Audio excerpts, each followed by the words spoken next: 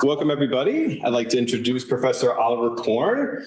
Oliver is a professor of human-computer interaction at Offenburg University, Germany, and he's the founder of the Affective and Cognitive Institute, ACI, and also serves as Dean for Research and directs the Open Game Fab Lab startup, isn't it? Correct. He conducts research in assistive technologies, social robotics, as well as gamification. Excuse me. In fact, he started his academic career, I believe, in the games industry, right? About maybe 10 years? Yeah, that's right. Before I did my PhD, actually. Yeah, before he did his PhD, 10 years in the games industry. Yeah. So he regularly publishes in many areas that we do, Chi, et cetera. And today he's going to be talking about a few of his recent studies that highlight the role of embodiment in physical as well as virtual spaces. So please help me welcome Professor Oliver Korn. Yeah, thank you very much. So I've almost been here for a month. So I guess it's about time that people, apart from the course I teach, get to know me, including the ones that being here. Hopefully many more looking at this talk online and maybe as a recording. So it's not just about my research, it's also a little bit about me as a person, how I connect to the various research topics and how I sort of progress from one thing to another, because sometimes if you look at my CV and my research topics, it looks a little bit arbitrary, like, okay, he does this, gamification and assistive technology, and how does this all sort of stick together? Where are the links? And one of the aims of this talk is that after the talk, you sort of know how I'm ticking, how this all sort of came to pass. So first of all, you need to know where I come from. So this is a map of Germany.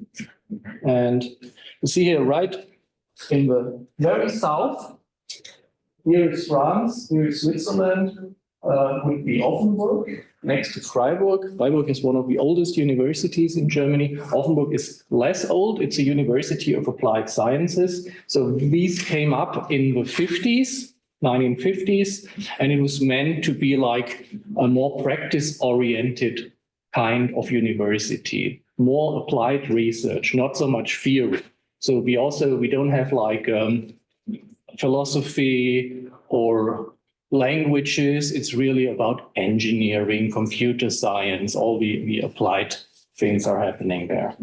And also we often have a little bit like I was told, like SF State, where I was yesterday, a lot of like first timers, the first ones in their family to actually pursue an academic career at a university. So these people are often a bit unfamiliar with the academic procedures. On the other hand, as my colleague at SF State put it, they are hungry to learn. And while they may not always know how it is done in an academic context, they're very, very much engaged. So that's a big plus, at least. And this strange circle here shows a little bit what I'm doing at the Affective and Cognitive Institute. So we are using a lot of biosensors. So if this was a student class, I would ask, what kind of biosensors could you imagine? And a typical answer would be something like heart rate measurement. So that's the easiest one. A lot of you are wearing the Apple Watch, which is doing this heart rate measurement. But in a more clinical context, in a research context, you would use other sensors, for example, galvanic skin response sensors, which actually measure the sweat, like we are doing in these lie detectors, which I was told in the United States, at least in many states of the United States, is actually a legal thing. So you can use lie detectors for court investigations. In Germany, it's not allowed. So even if you're a murderer or something and you're using a lie detector, everything you say under lie detector cannot be used at a court, which shows how different our legal systems still are. Nevertheless, I consider it fascinating. And with research, you, of course, get wonderful amounts of quantitative data that you can actually use, because especially when you're talking about emotions, it's very difficult to say, like, what were your emotions during the study, during you did this and that, because typically people are immersed in the thing they are doing, and they're not so much thinking about their emotions, and asking them retrospectively is yeah, it never really satisfied me. So I really went for this effective computing approach. So these are the research interests, the four large ones. This was actually a European project where we developed a haptic vest. I will not talk about this, but this was for deafblind people. We have almost 500,000 of them in Europe. It's many in the south of Europe also. And it was like because the back is something you don't use, even if you're blind. So this is like free space for interaction. And we had these actuators on the back, which would help you to navigate spaces. For example, tell you there's a door over there and it's about 5 meters. And then it went on like that. So that was like a typical assistive technologies project. In the gamification area, I did a lot about optimizing repetitive work in production environments. We have this a lot in Germany. And although many things are automated by robots or by machines, there's still manual work to be done. And although this manual work often is complex, it is also repetitive. So you may have a lot of product variants, but more or less you're assembling the same product over and over again with a yellow grip or a blue one or whatever. And we often find that workers start to daydream, and then they start to make errors and mistakes, which can be quite costly in production. So that was actually during my PhD. We were developing a system using the Microsoft Kinect to detect errors. But I thought, well, most of the errors, they actually come from people not being engaged in what we're doing. So if we would build a system to engage them more, that would probably prevent the errors. So we don't even have to detect them because we're not there in the first place. So I did both in my PhD, a motion detection, which is just using a depth camera. At that time, it was Project Natal, which later became the Microsoft Kinect. That was like the technical part. And the other thing was like a social thing, getting people more engaged using gamification, which actually worked pretty well. And then, of course, there was effective computing. That's this guy here wearing the kind of sensor I like least because it's an EEG. It measures brain waves, and they're really annoying. Only Eric and I would be suitable candidates for getting things like that. The more hair you have, the more trouble it is because you need a salinated connection between the skin and the sensor. So if I look over there or over there, it would take more than half an hour just to sort of fit the sensor into your head. Unless you sort of say, okay, I'm fine with shaving, it's for science. So most of the students sort of, maybe I don't like it. Yeah, so, yeah. So my haircut is like the perfect haircut for effective computing if you do EEG.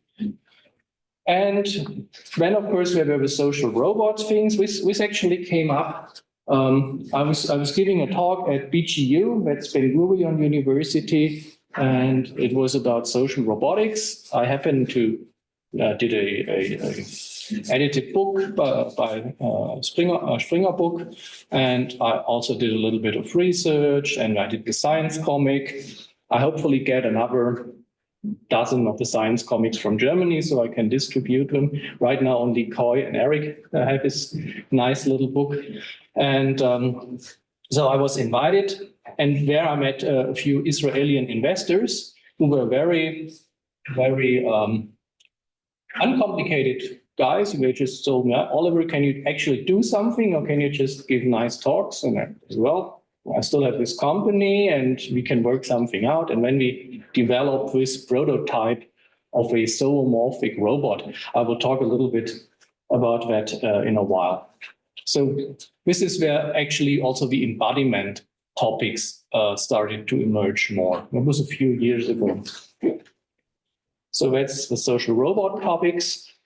And When I moved more into virtual and augmented reality, embodiment, and gaming, so sort of after almost 10 years in HCI, I wanted to sort of do more of what I did before I did my PhD, combining like the gaming experience I had. I mean, gamification already did that, but I also wanted to go really more into like real games.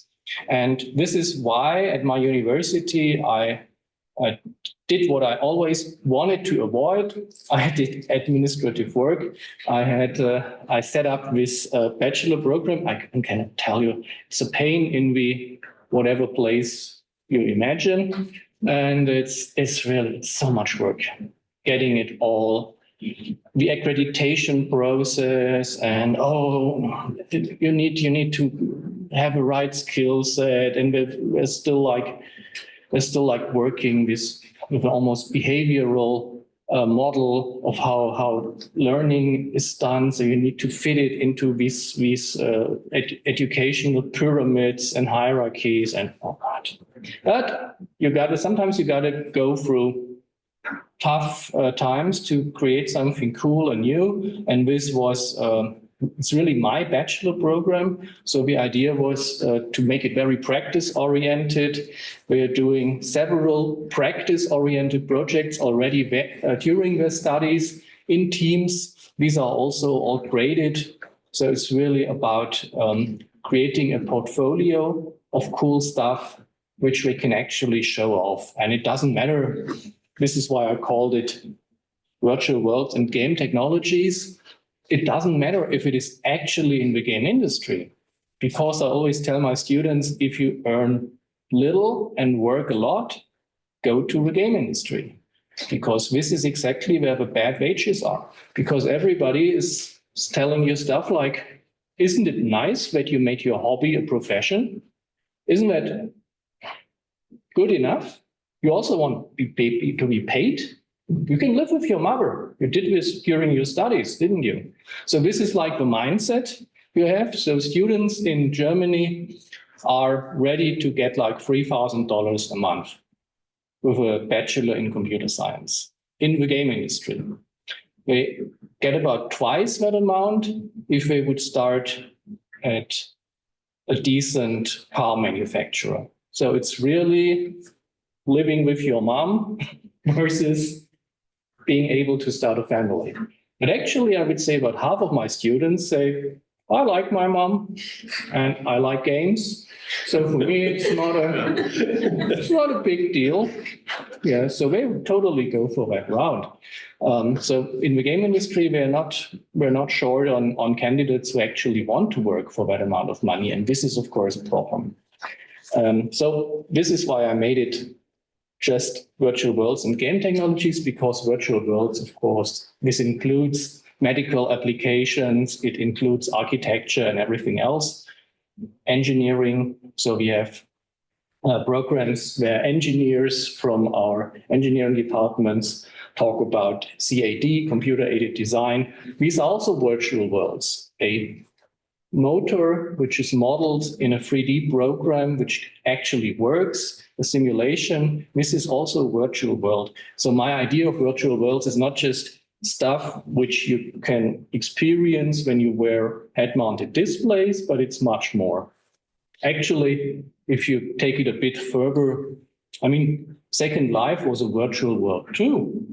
And if you take it even further, even if you are using your text program, you sort of emerge in a virtual world. So everything which is not in the real world, as soon as it's on a computer screen, it is somehow a virtual world. So it's called a virtual continuum, but I don't want to go into this too much. So I just wanted to have this, to come across that virtual worlds doesn't just mean VR. And this is a little showcase of what my students have been doing in the last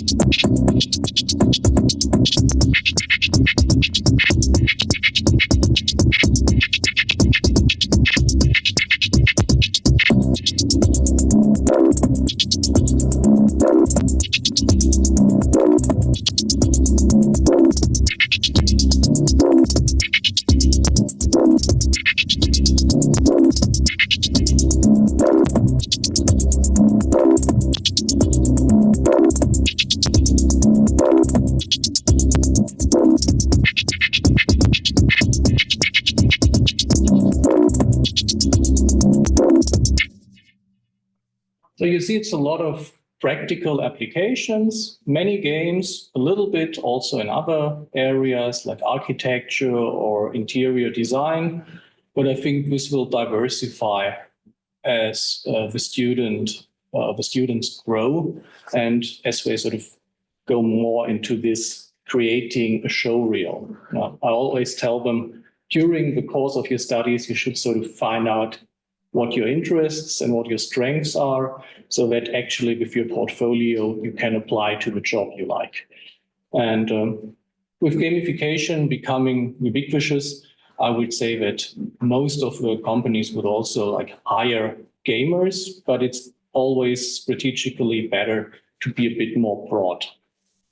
So this is where my actual talk starts. So these are my research interests, and we will focus on embodiment in this talk. So I will give you an impression of my recent research of 4 studies I want to talk about. The last study is the one I'm doing with Koi together, but there was a pre-study for that. We will start with a study on embodiment I did with the University of San Francisco. It was also, the fun thing was that we also were comparing German students versus American students. So it was also an intercultural study. So this is sort of a blueprint for what we are doing now. Then there is this nice little Panda project. This is the Israeli one about the zoomorphic robot, where we also had to like find the right embodiment. Then there's this pre-study, the Young Skeptics one we published in Frontiers in Virtual Reality last year. Yeah, and then there's a study we are doing now at Berkeley, which we already started to do in Offenburg, and SFSU will also be collaborating as a recruitment place for students, because we aim to get about 300 students here in the United States. All right, so let's start with this one. So here you see these nice little agents, and as you see, we're almost all the same until sort of up the head, and of course the tail of the mouse. So these are 3 different agents, and they will be giving you feedback according to what you do in your tasks. So you will be given a task, and they will give you feedback. And the question was, does it make a difference if you get feedback from a more human-like looking agent, or is it all the same to you? And of course, we thought maybe if a human criticizes you, it's a different thing than if a mouse criticizes you. So that was one of our hypotheses. It was a lot of work. These are just like, these are all the videos. So all the renderings of the various states the agents had. So this again was a thing where it was good that I had my company with the game designers, and I could just tell them, come on guys, make it quick, because if I give this to students, it'll typically be a semester project. If I give it to my lead artist at my company, I'll get it in 2 days. So that's just very convenient to like sort of still have this old world at my fingertips. But this year was something we did as a student project, as you can see, because this is the real game. This is not a mock-up. And the game is to find that little star. And the star, see the star, the purple one? The star is hidden under all these other geometrical forms. So, and this is, of course, gamification of research. So, and this is something I totally like. So we had to find this hidden star in a short amount of time, as quickly as possible.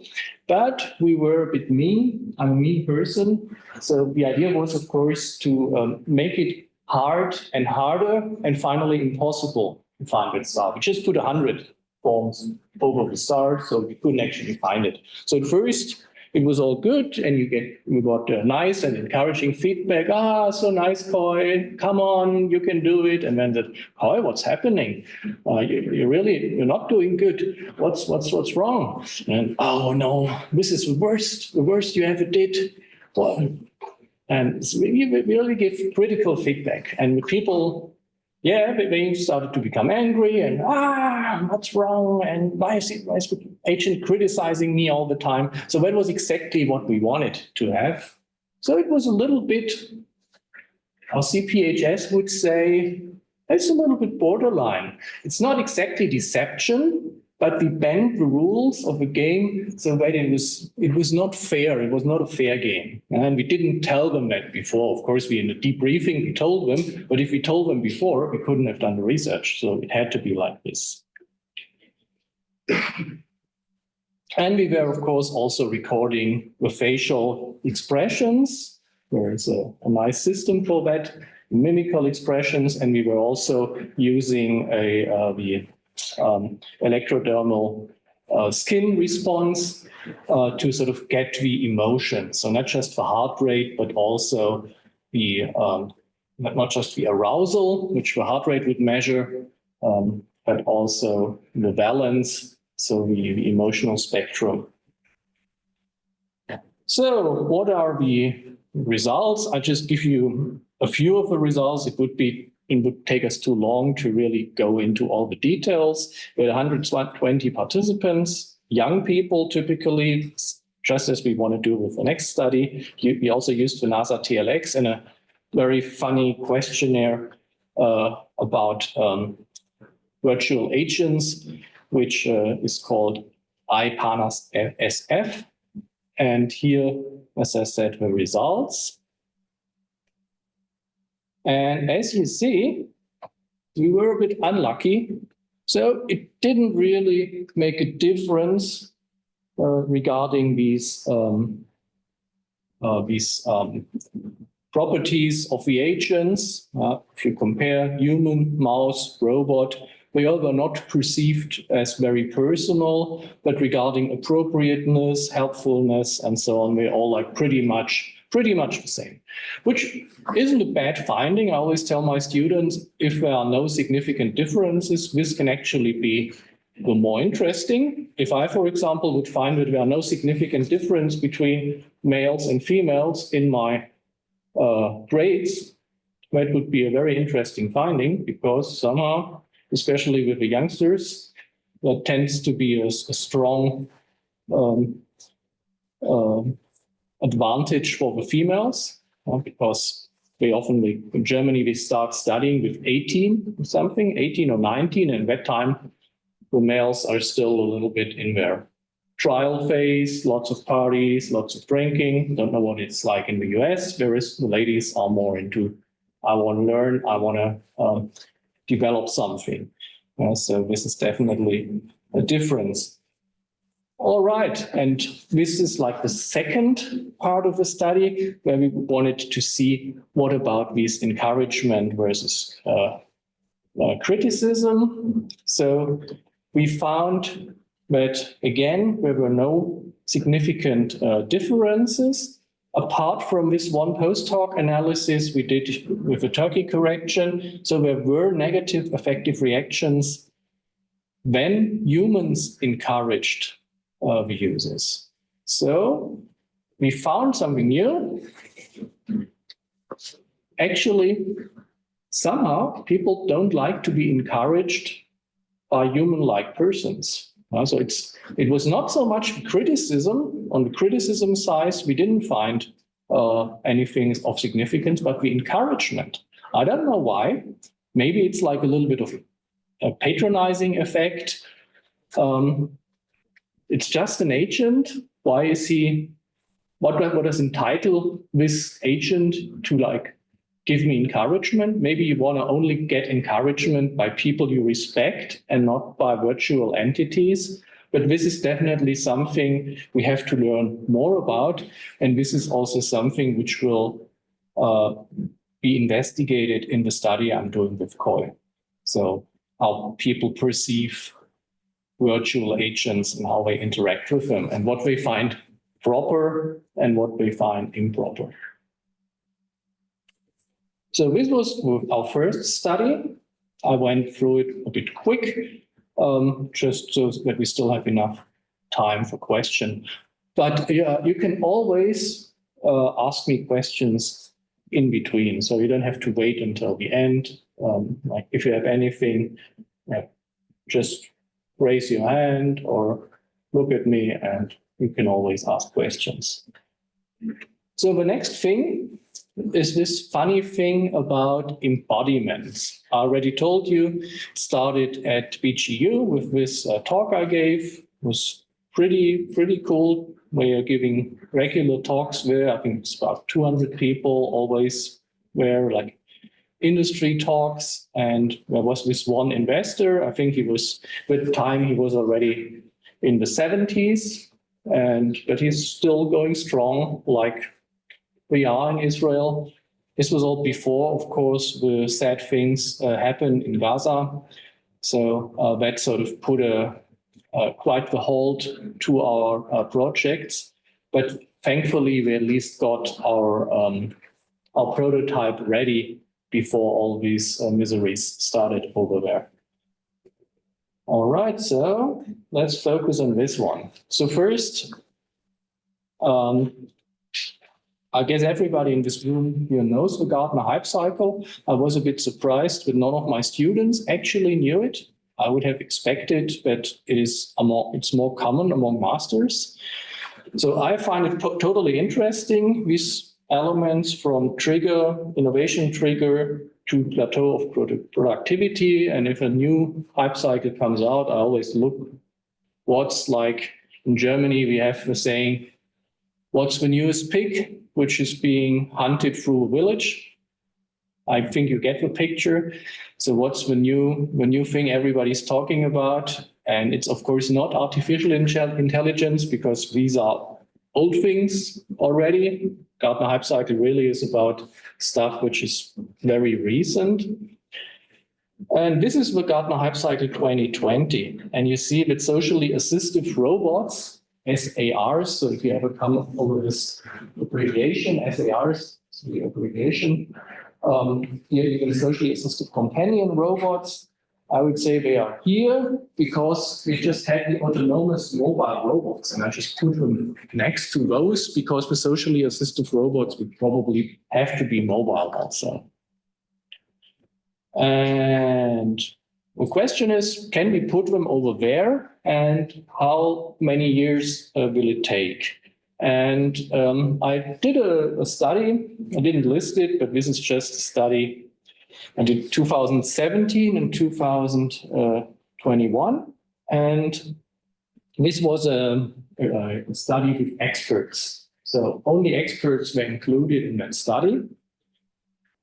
I think it's 20 or something.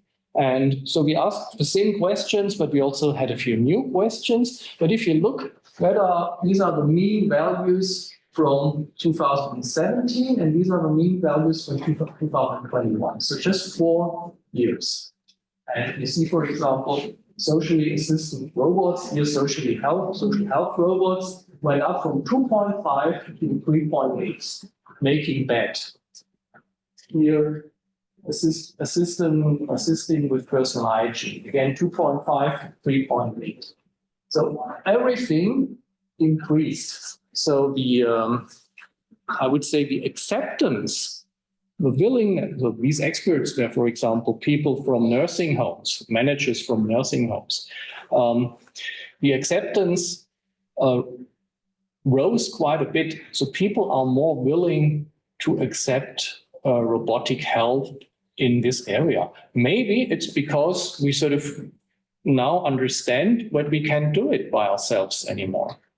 I mean, the demographic change is happening. It's a reality in Europe, even more than in the United States.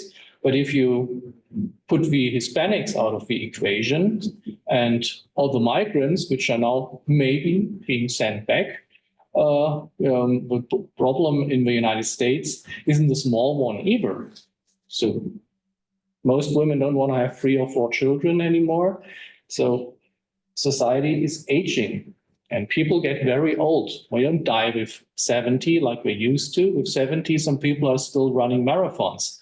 So these are, from a societal point, these are problems, because if people are old that long, they potentially need care for a longer time. And maybe it's between 80 and 90, where it used to be just 2 or 3 years between 70 and 74 or 75.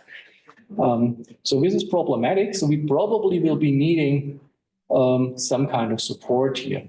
And this is why I think that next to cars, I don't even own a car. My wife is owning one, so I'm using this one. So I wouldn't spend $100,000 for a car. But I would spend $100,000 for a robot, which does all the stupid things I don't want to do, like cleaning, hiding the clothes, ironing. It's all so annoying. So this would be totally stuff where I would be willing to go in 6 figures if we had a robot which could actually do that. So maybe robots are the next big thing after cars. So this is at least my prediction, at least for the people who are a bit better off, who almost have to not have a car. When I was young, you had to have a car with 18. Now, young people don't even get a driving license. Yeah. It's cool not to have a driving license because you have your e-bike, and that's all you need in the city. It's a bit different in the countryside. All right, so this was our idea, getting a robot working for the elderly. And we are already a few examples for that. So these are all robots which have been developed for the elderly. And as you see, we all look a little bit like toys. We can't do much. So this is all pretty early stage. So this, the Mediten, for example, it just goes around and measures things like your blood pressure. And these guys here, they are just to cuddle. So they just give you a little bit feedback, like Paro, which you might know, this robotic seal, which is used in the elderly homes a lot. It helps because especially if people have dementia or Alzheimer's disease, they cannot interact with real animals because that would be torture for the real animals, because we're like doing the same movements over and over again. No animal would tolerate that. And also for hygienic reasons, often these are frail elderlies, so not having animals is a plus. And some people say, oh, this is unhuman. Yeah, the question is not real animal or robot. The question is something or nothing, because otherwise these people are sitting in their chairs and they're doing the movements on their arm. So what is better? So definitely the idea was having a robot there which people can relate to would be helpful. And of course, so science, you have to go a little bit more into detail. So we first created this chart of robots and looked at different embodiments and what is sort of going on in the market. So that was a big thing we did first, and we saw that no companion robot really combined interactivity with emotional and physiological sensing. We wanted a robot which could measure your heart rate, but would also give you some kind of feedback, like breathing exercises. So that was the idea we developed together with this investor. So we did a pre-study because we knew that it sort of should be able to breathe, but we didn't know what it should be looking like. And so first we had cats, dogs, this sausage dog, it's called owl, panda, teddy bear. And as you see here, these are the ratings. So cat and the dog is pretty high. Teddy bear is also pretty high. But then our investor told us we want to go to the Chinese market because there's no GDPR and there are no problems with stupid things like human rights. So we can just put it on the market where nobody cares. It's much easier. Yeah. Well, it's what it is. And so we said, okay, the panda it is, although it's not the most preferred form. But still, as you see, it's one of the highest up. The dog, the cat, panda, only the teddy bear, because it's more familiar, of course, in Europe. But probably the Chinese would prefer the panda on the Asian market. So it was like still an acceptable solution for us. And also, as you know, if you do industrial research, you have to do certain compromises. So when we had to find out what kind of embodiment was best suited, and here again, if you look at the various embodiments, we found that the one on the left got the best, or actually was the third one, which got the highest scores. But for various reasons, especially this one here had a lot of space in it. As you see, it's very much space, and we needed this space to get the Arduino into it and this actuator, which we needed for the breathing exercises. So we chose Bear 1. This is a diagram of the components, the architecture we actually implemented. So the whole thing was connected to a mobile phone where you could sort of activate different things, like you could talk to the robot. We were just using an early version of ChatGPT for that with a somewhat modified voice. But it's not that complicated.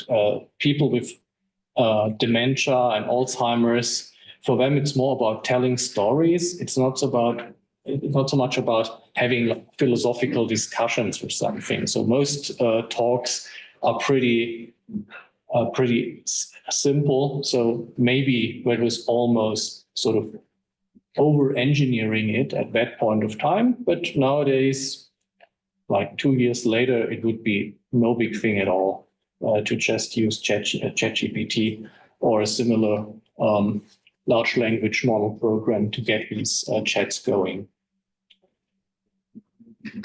So, this is the result.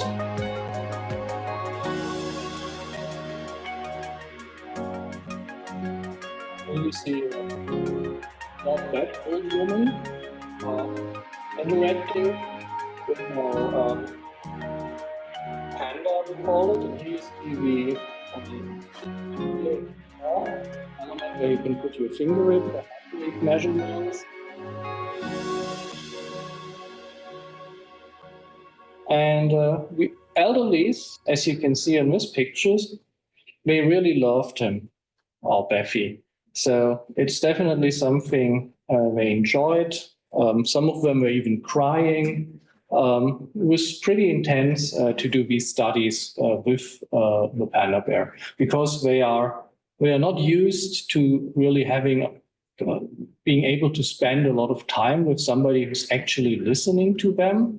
It's all pretty sad. I don't want to go too much into details here, so not to sort of get you in a bad mood, but I think that this is really a good perspective. And as I told you, it's not about replacing humans with assistive technology. It's about the decision nothing or almost nothing or something.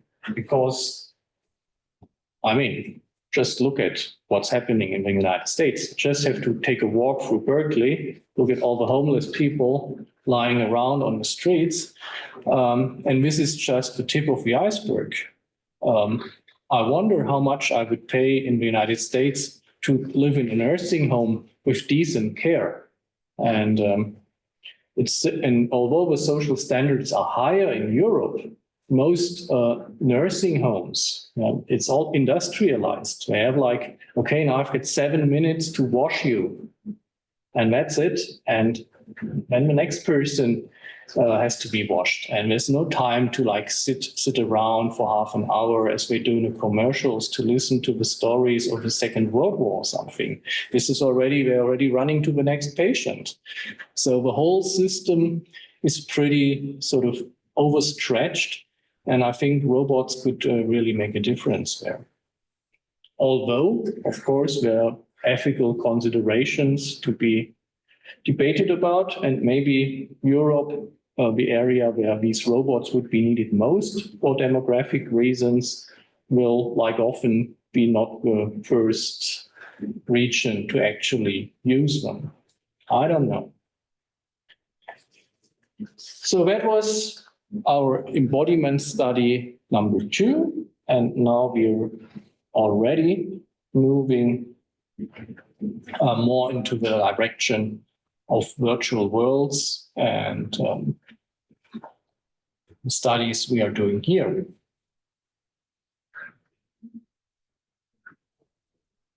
So this is actually a student of mine wearing for the first time a head-mounted device. When I started my lectures there in my new study program, it was planned to be 25 people, and we got 60. And the problem is, our ministry told us, because it's a new program, you're not allowed to cut it down. So everybody who applied had to be accepted. So the whole labs and everything was set up for 25 people, and suddenly we had 60 people studying there. But now it's 50, so 10 dropped out, but it's still like double the capacity we planned. So how many of these 60 people, when I asked them, who of you already has ever worn a head-mounted display like a Quest or an Oculus Rift? What do you think, how many raised their hands? 60 people, and the program is called Virtual Worlds and Game Technologies. Yeah, that's what I thought. So at least the majority. Yeah. Oh, it was 10 people. 10 out of 60. So not even every fifth. And by the way, I asked this question again with my master's here at Berkeley when it was 25 about the course started, by now we're 20, I think. And also from this 25, it was just about 5 people. And this to me shows that it's not mainstream. Everybody thinks it is mainstream, especially the elite people. During Corona, I was playing with my wife all the time. We were playing what's this thing called where you fight against each other in a Beat Saber. Yeah, Beat Saber. This was sort of, I wouldn't say it saved our marriage, but it definitely helped us to get through Corona, because we could move a lot and we were angry at each other. We could say things like, I'm going to show you in Beat Saber. I'm going to show you your place. Yeah. And mostly I lost. So my wife showed me my place. All lost. Yeah. Well, but this seems to be like an elite way of handling things, because we said, look, it's just a Quest 2 is 600 euro. It's nothing. Just buy 2 of these things. But for the students, 600 euro is a lot of money, and they don't just give it away freely. And somehow they are also more skeptical than I thought. And this is one of the findings. I'm already sort of getting ahead of myself. Young people are cautious, much more cautious than my generation, Generation X. When something new came out, we wanted to have it. And for several reasons. It was cool, and you wanted to be cool. And then it was also about status. In our age, why did everybody want to have a car? even if they just drove 2 kilometers from their home to the school, because it meant status. The females liked it. So if you were a guy and you had a car, it was a good thing. You were a good guy if you had a car. If you didn't have a car, not so cool. So it was about having things. Now it's more about attitudes and about not having things, not needing things. Why should I get a car? I could just use my bike. A sentence like this would not have occurred to me and the people of my generation. It's like, this is a nonsense sentence. You need a car because you need a car. It's like a truth in itself. It doesn't need to be like a practical reason. It's just something you have to, it's like breathing. Now it's like, why would I need a car? So things are changing, and the young people, they don't just buy stuff because it is there. They think about it. They say, could I get sick? I heard that you can get sick. Isn't there something called cyber sickness? So we talk about things like this, and you didn't even try it. Give it a try first. I mean, if you drive with a car, you can also get killed. This is why I don't drive cars. So, so they are very cautious, and you just have to accept that as maybe a property of the younger generations. So this is like the pre-study to what we are doing now. We recruited 139 participants, so much less than we did now, from 56 from generation Y and 59 from generation C. We also looked at, does it make a difference if we have an academic background? And of course, we looked at the generational aspects and the gender aspects. And just so that you know, so that you can sort of put yourself in a category, baby boomers, 1946 to 1964, generation X, 1965 to 1980. I'm right in the middle, so I'm totally Gen X.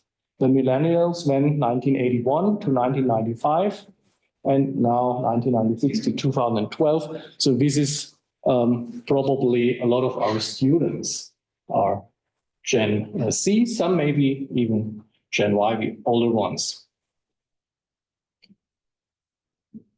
All right. I often thought that looking at these Chi papers, we are talking a lot about vulnerable groups. I've seen papers on how transgenders use Rec Room, which is a virtual world meeting space, and how this sort of enriches their lives. And while I think this is totally respectable research, I sometimes ask myself, what about this idea that research should be generalizable and have actual value to society? Just because it's cool to make 20 interviews with transgender people, maybe in the Bay Area, doesn't mean that it has like a lot of practical value, because maybe there are 200 people meeting in Rec Room who have a transgender background. Maybe it's even 2,000 worldwide, but that's about the whole population, I would say. And when I ask my students, who of you has ever worn a head-mounted displays in a bachelor program, which is about virtual worlds and game technologies, and only 5 out of 60 raise their hands. This shows to me that it's totally not mainstream, and that we're missing on the ground truth. We don't even know what normal people, our students, how they interact with this technology. I haven't seen a single large-scale study with a few hundred students about how they actually interact in virtual worlds. There are a lot of studies about gaming, very gaming focused. So this is sort of what has driven me to this point where I said we need a decent survey, a ground truth where we know where are the normal people standing. If we have a few transgenders, fine, but most people will be either male or female, and we will, for example, look are there difference between males and females when it comes to the identification of avatars? Because it does make a difference if you meet an avatar in the virtual world and the avatar looks female and the avatar asks you for your mobile number, and when it turns out that it's actually not a female but a male person. So things like this are pretty interesting. So we asked about preferred usage scenarios. So this is still the old study, interaction with avatars and embodiment. And this is what I will be talking about in the next minutes, because if we would go over all of this, it would probably take up the whole time. So these are our power analysis we did before. And regarding the preferred usage scenarios, as you see, who would have expected it? Gaming is still number one. So people want to shoot zombies in virtual worlds. So that's definitely a thing. I don't know who of you has played Half-Life Alyx, for example, which is considered to be the best game in virtual reality right now. So that's an example of what VR can actually do. Also, Portal works pretty well in VR, but I still think that we are a bit behind the possibilities. If you look at the first movies, it was like a train approaching the audience and everybody screamed and was afraid. Well, if you look at movies today, just a few months ago, my favorite director, David Lynch, died. So if you look at what movies can do today in comparison to what they started with, you see that they evolved a little bit. And the same is true for games. If you look at modern games, I remember in Witcher 1, you've got a card for every female you had sex with. And in Witcher 3, if you tried to date two women at once, there was a scene where they actually tied you to the bed and laughed at you and said, "You idiot, if you don't want to commit, this is what you get." So this just shows in one series how the evolvement of games from this simple, childlike, oh, I get a card for every encounter I have, to a real learning about connection and intimacy and commitment. It doesn't have to be like this all the time. There are still movies which are very simple, and there will always be games which are very simple. But at the pinnacle, the things have evolved. And I think that the same will be true for virtual worlds and gaming in virtual worlds. But right now, we are sort of more in this, I would say, it's not exactly the train phase, but it's still a long way before we actually find really good stuff there. Second is, of course, entertainment.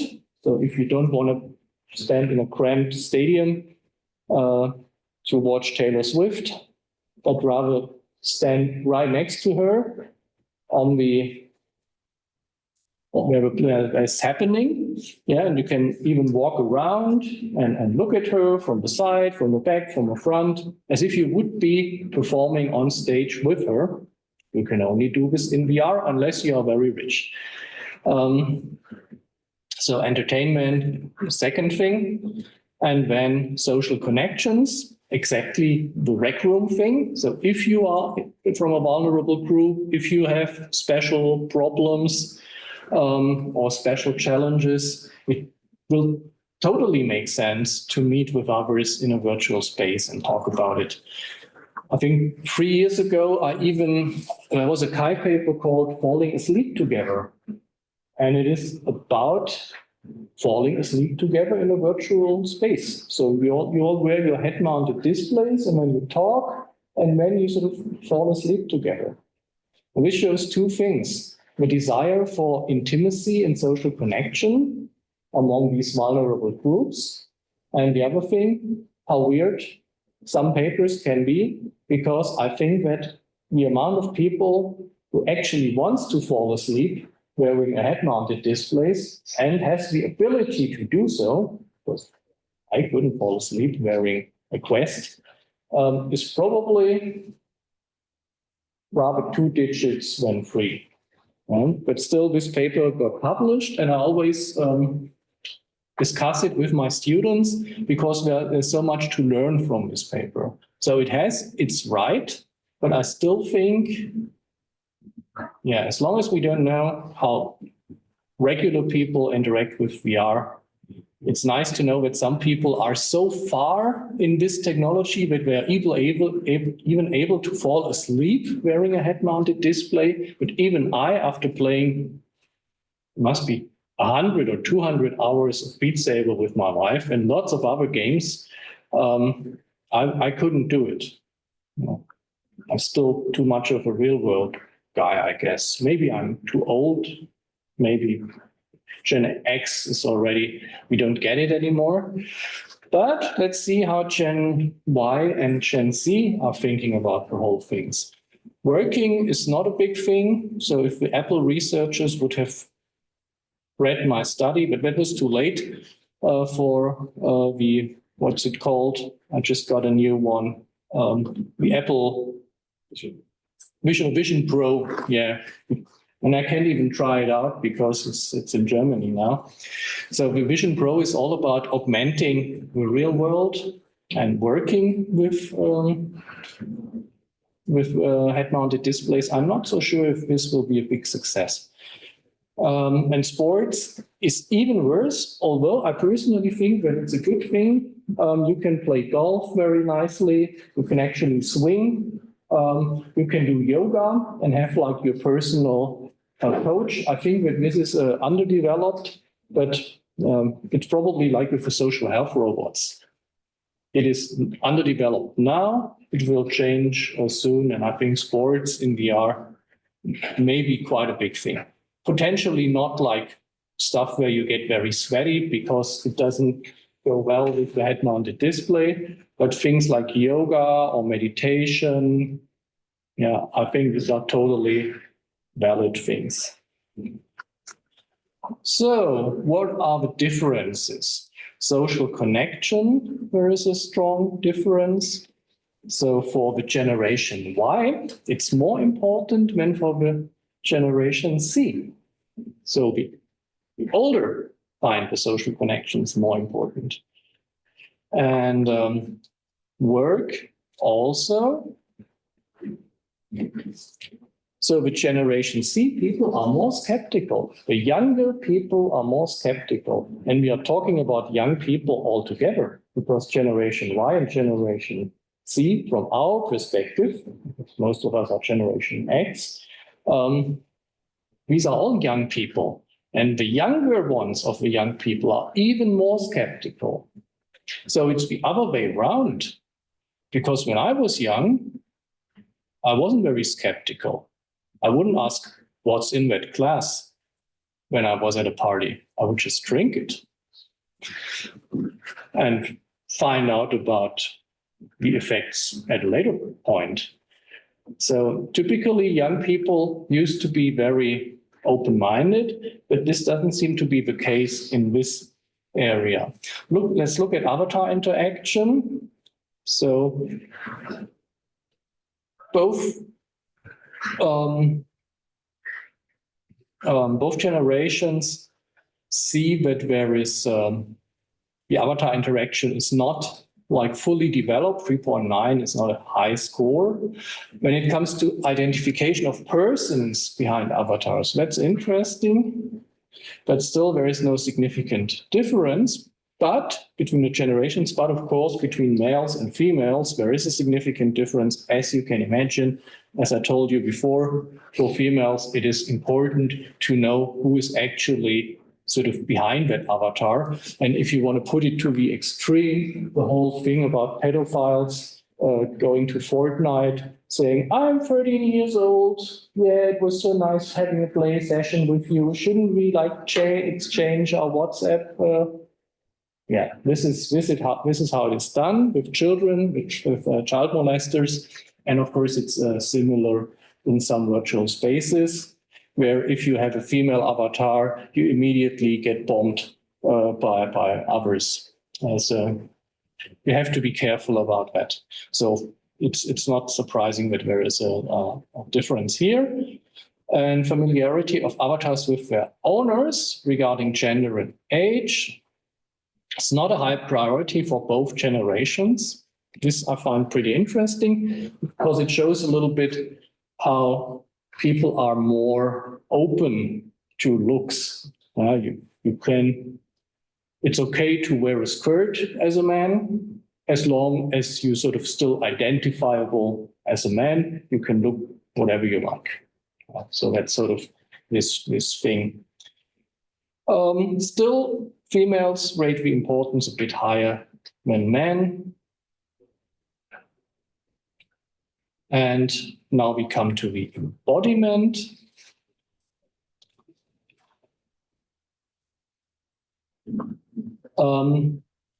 These are sort of the NPCs. This was the famous word. In Germany, it was the youth word of the year last year, because NPC actually is a swear word. If you don't like somebody, you tell them you're an NPC, which means you're a non-player character. So you're not really an acting character. You're just like, on the side of things. You're not really happening. So it's a tough thing to say to somebody, which is probably why it is very successful among the young people, because at least they sort of still like to be bad with words. And of course, again, men are a bit less critical here than females. Females don't want to be hit upon by robots even. So men are irritating enough. And then we had things like also transcendence, like autonomous avatars outliving their owners. That's a big thing because avatars can actually be worth a lot of money. You can spend hundreds or even thousands of dollars to configure avatars. If I look at my son, he's 12 years old, and I get every email he receives right now because I want to be on top of things, and he knows that. And if I look what he's typically buying V-Bucks for his Fortnite account. And with these V-Bucks, he's just buying new cosmetics for his characters so that they look cool. And I think he's already invested, I would say, $150 or something into this character. And for him, this is a lot of money because he only gets like $5 a week.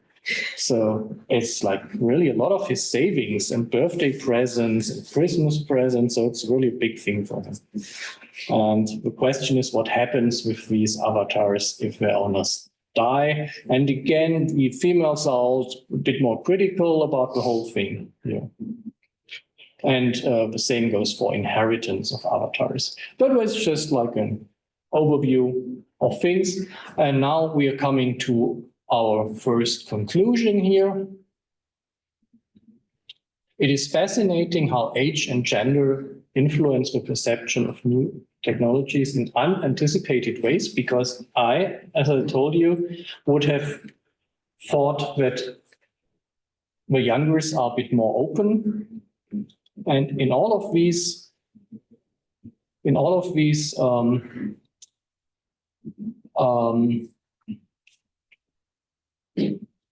studies, we see how the perception really shapes the way avatars are perceived, how important it is, how the outside of something is realized. The embodiment is a central aspect. I wasn't aware of that. I was really thinking if it's a teddy bear or if it's a panda bear or crocodile, doesn't matter so much.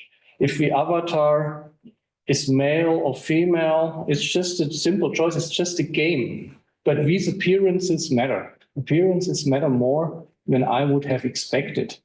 maybe it's also a generational thing. I mean, at our age, appearances mattered too, but it was about having a nice outside appearance. Now it's more about the connection between your intentions and your identity to the outside. You want to show what your intentions are and what your ideals are. And this is why my son needs to like have, what's the guy from Marvel who can do the magic? That's the new skin, because I'm into magic now. I'm a magician.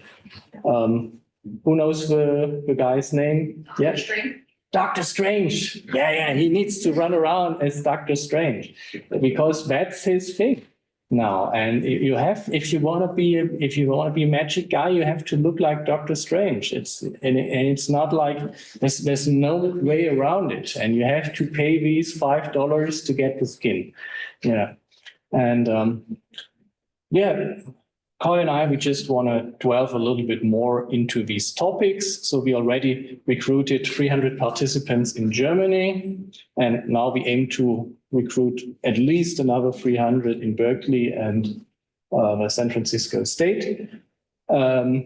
You don't have to scan the QR code. At least everybody here is too old, because I asked my students, who is young? What do you think? What was the answer?